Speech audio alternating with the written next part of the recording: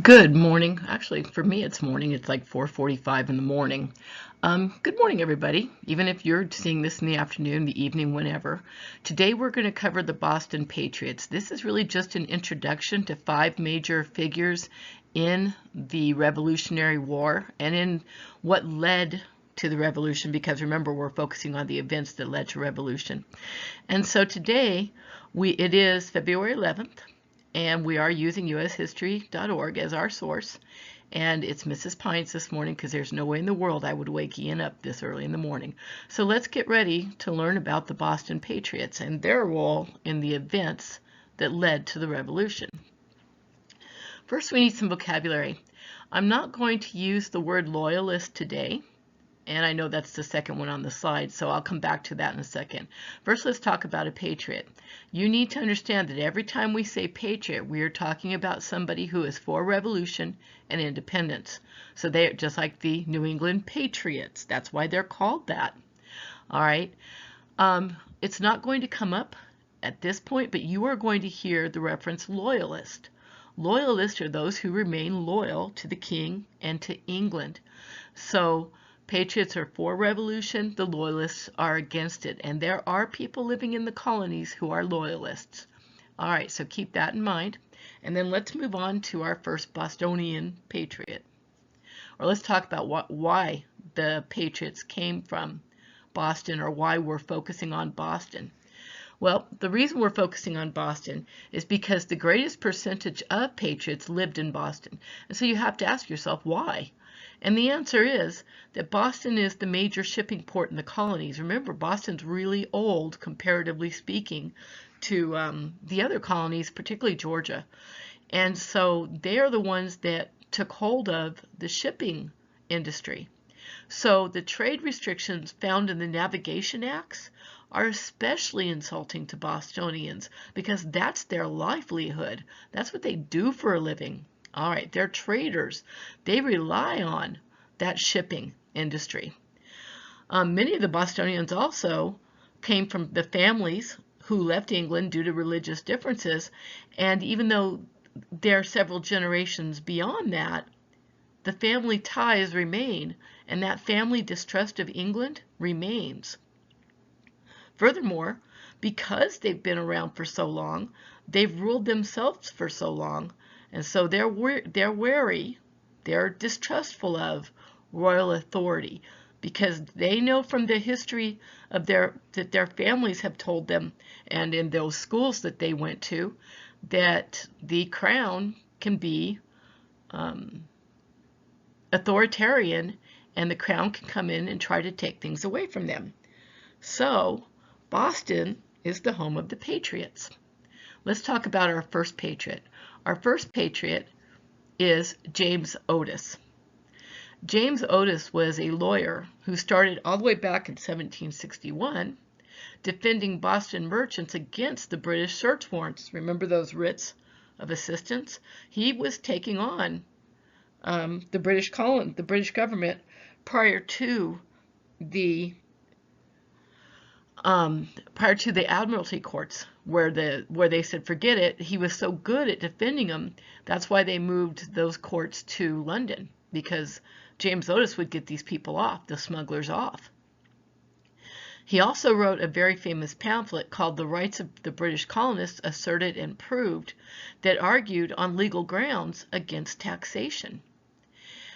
He was regarded as a major traitor by the British government, and yet the irony is he loved the English Constitution so much that he used it to argue in The Rights of British Colonists Asserted and Proved, that pamphlet, that the taxation without representation was not part of the English Constitution. And he also argued that it wasn't extended to the colonists who were British citizens. Okay, so the British did not like him because he was right. He was so well known that he walked into a coffee house one day. Coffee, the elixir of life. In fact, let me take a drink just a moment. I'll tell you the story in a minute. He walked into a coffee house one day and took on a group of loyalists who claimed that he didn't love the British Constitution, the English Constitution. And they beat him so badly that he became kind of a martyr to the cause for revolution, even though he didn't die.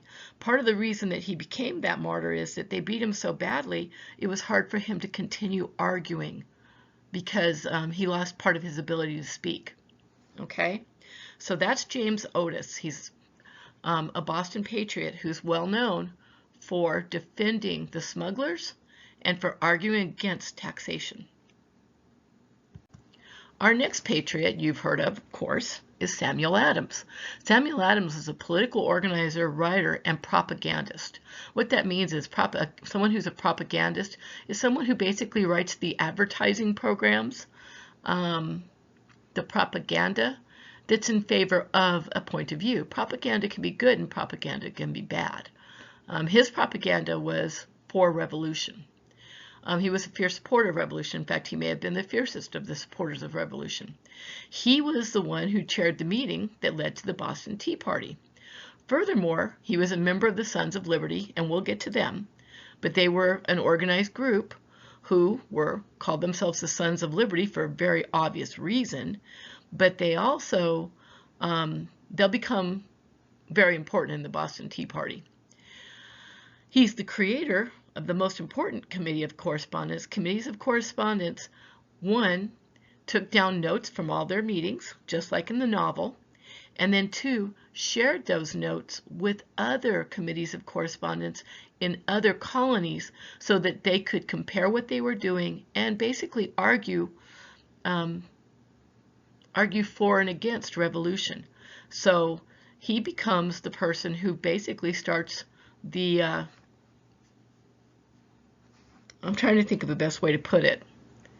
You know, it's not really a newspaper, but it's like chain mail. It's like a great big email that goes from one person to the next person to the next person, and everybody's talking about it. It's kind of like a group email. Okay, but it's handwritten and it's, you know, they have to get on a horse, ride to the next city, etc. And of course, the British wanted him arrested and tried for treason because he was a traitor to the British Crown because he was advocating for revolution. Which leads us to his second cousin, John Adams. John Adams is Samuel Adams' second cousin. Now, one of the things about John Adams you need to know is that in the Boston Massacre, and we'll look at the Boston Massacre, John Adams was the lawyer who successfully defended the British soldiers who were accused. But that's not his whole story, okay? He goes on to later write the resistance message that the First Continental Congress, an important meeting of the political heads of the colonies, that will send okay, so the First Continental Congress, let me stop and go backwards. The First Continental Congress is a gathering of all of the important people in the colonies, you know, basically the men who ran the colonies, so the politicians. And what they did was they got together to talk about, what do we do? We have a Congress, we had a meeting. What do we do to deal with all these problems with the king and with all these laws? And John Adams wrote the letter to the king saying, we're going to resist all of these laws, all right? And by the way, he's King George III, not King George, King George III. Further, with his cousin Samuel, he led the radical call to armed rebellion and revolution in the Second Continental Congress when King George did not reply to that resistance message. Okay, we'll see more about that coming. John Adams was also part of the committee of 5 men who wrote the Declaration of Independence. Remember that Thomas Jefferson is the primary author, but 4 other people helped him to write the Declaration of Independence. Okay, moving on. John Hancock, you should probably heard, put your John Hancock on it. That means to sign something and to sign it with conviction. Of course, we know that John Hancock is the most famous signature on the Declaration of Independence. He wasn't afraid to sign it and to sign it big. John Hancock was a smuggler and a very rich man. He was a very successful smuggler, actually. But an incident happened in 1768, where one of his ships was seized by the British government, the British Navy, and the Bostonians rioted over it. With this riot, the Royal Army was sent to occupy Boston. You know, martial law. Martial law means the military is in control. It takes over from the government. Martial law was instituted, and that's going to cause bigger problems. But that happened in 1768. After the battles at Lexington and Concord, if you remember, they're referred to in the book. An arrest warrant was put out for him and for Samuel Adams by British General Gage for fomenting the revolution. Fomenting means to foam it up, to make it bigger, and to make it bigger and angrier. Okay, so there's an arrest warrant put out for him as a traitor against the crown because they were going up and down and getting people to basically join the militias. In fact, he's known as, I believe it's Colonel John Hancock. He's in the military. He joins the military. As a rich man, he had a lot to lose, and he did not care. Freedom and liberty was far more important to him. Of course, you've heard of Paul Revere. We all have. What's different about Paul Revere is that he's a silversmith. He came from the working class. The others don't come from the working class. They come from money. And so Paul Revere is different, but he's very important to the revolution, as you know. We know about his famous midnight ride, where he alerted to Adams and Hancock that the British were coming. The British are coming. But there was also something very important about Paul Revere. He was an illustrator. He created engravings in silver that were used as propaganda against the British government. His most famous of his illustrations or engravings is the Boston Massacre picture. Not pictures, that's actually engraving, but the picture you see on the right is his creation of the Boston Massacre. And if you look at it carefully, you'll see that it looks like the British Army is firing on the poor colonists who have absolutely no defense. You can see the little dog there, see some dead people. When we actually look at the Boston Massacre, you're going to find out that's not exactly what happened, and that maybe Paul Revere stretched the truth a little bit in that depiction. So we'll get to that in hopefully next week, if not sooner. So that's Paul Revere, and his drawing there was extremely successful in making people angry because that was copied in the newspapers that went throughout the colonies. Okay, now in conclusion, these are just 5 of the many Bostonians, men and women, who stood up against the British to fight for our rights. And in doing so, they became the people, the role models to the 13 colonies, because they used intelligent arguments about the unfairness of the taxation, the unfairness of the Navigation Acts, and the fact that in these laws, we see that they're not, without representation, the English Constitution is not being upheld. Furthermore, they were very brave. They were willing to fight, and they did fight.